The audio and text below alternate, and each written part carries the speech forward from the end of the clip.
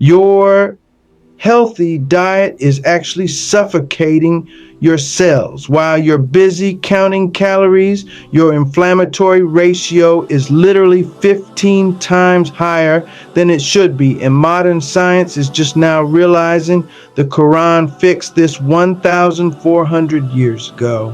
Look around you. In the last 65 years, autoimmune diseases have exploded. Rheumatoid arthritis, lupus, celiac disease, all skyrocketing. 1 in 5 children is now diagnosed with a chronic allergy. Why? Because we've traded infectious diseases for a nutritional nightmare. Scientists like Dr. Artemis Simopoulos have finally found the smoking gun, the ratio of omega-6 to omega-3 fatty acids in your diet. Science is undisputed on this. You need a ratio of 4 to 1 or lower to stay healthy.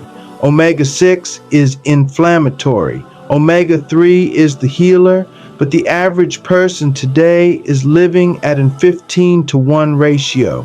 You aren't just eating food, you're eating fuel for chronic disease, obesity, and heart failure. So where is this massive influx of inflammation coming from? Into the pig? Pigs are biologically lazy processors. Whatever omega-6s they eat passes through their stomach unchanged and is incorporated directly into their tissues. That is why pork contains up to 14.2 grams of inflammatory omega-6.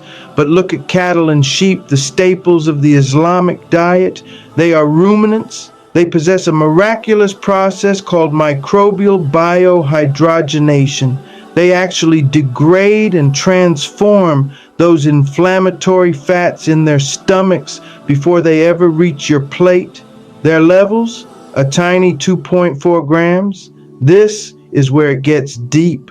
Islam doesn't just tell you what to avoid, it points you toward what you need. Modern research is now obsessed with the health profiles of camel, rabbit, ostrich, and shellfish. Camel meat has an almost perfect 3 to 1 ratio.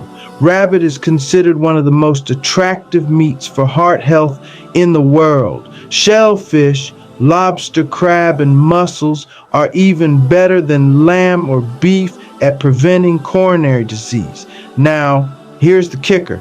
The Torah forbids these super omegas. Kosher laws ban the rabbit, the camel, the ostrich, and all shellfish. The Quran, however, explicitly identifies these as good foods and permits them for Muslims. The Quran actually addresses this directly. In Surah An-Nisa, it mentions how certain good foods were made unlawful for previous nations as a consequence of their rebellion. It is a biological deprivation.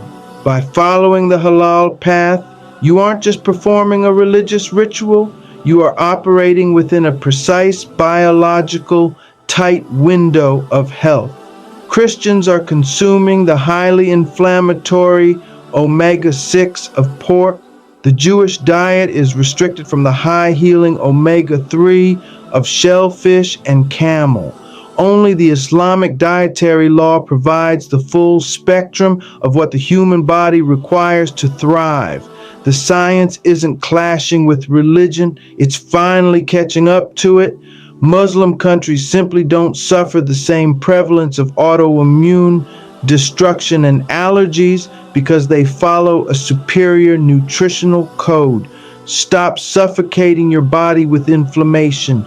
Be healthy. Eat like a Muslim,